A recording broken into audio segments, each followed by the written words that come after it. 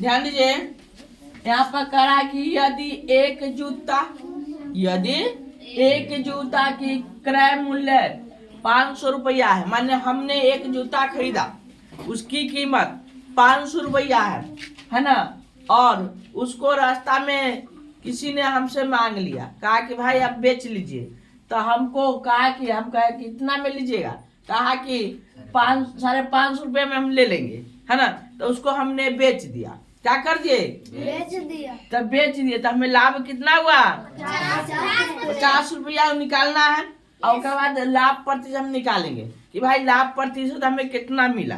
तो इसलिए इसी को ऐसे ही क्वेश्चन को हल कैसे करेंगे, तो देखिए लिखेंगे हल, तो लिखेंगे जूता की कीमत, जूता की कीमत, कीमत का मतलब होता है क्रय मूल्य, क्रय मूल्य माने जो खरीद लिया है ना, क्रय मूल्य कितना रहा है? वह 500 रुपया है ना, मैंने हमने जूता खरीद लिया 500 रुपया में और उसको बेच दिया। बेचना का मतलब होता है विक्रय मूल्य, बेचना का मतलब क्या होता है? विक्रय मूल्य। विक्रय कर दिए 550 रुपया में, कितना में? 550 रुपया में हमें लाभ निकल गया। लाभ कितना हो गया? तब फार्मूला होता है क्या?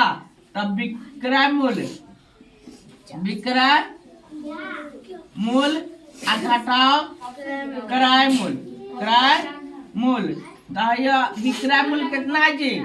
विक्रय मूल्य है जो हमारा 550 रुपए में बेच दिए और 500 रुपए में क्रय कर लिए थे, तब निकल गया हमारा 50 रुपया। कितना निकल गया? 50 रुपया लाभ हुआ।